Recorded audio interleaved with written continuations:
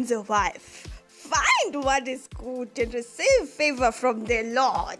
Oh yeah! Bazokumangaza abafana amazi kaDumi ke la wafakile emva ukuthi asisherele izithombe zakhe zomshado. Sanibona nokumakhaya igama lami ngingusinothile. Kule video nje ngizobe ngintshengisa izinto zomshado kaDumi. Sengicela nje ukubingelela labo bebethi nginamanga uma ngibatshela ukuthi uDumi ade enomembeso ngama Easter ngithi nje kubo loli. Ngizonifakela ke izithombe ezinhle zomshado kaDumi Mkokstad ngokuzwa kwabezindaba kuthiwa ushade nodokotela Zipho Mthembu. Congratulations bakithi inhlita yenzile. Abanye bebejabule ke abanye kade futhi ke bayakhala kanti ngiyawuthi hlezi kukanjalo.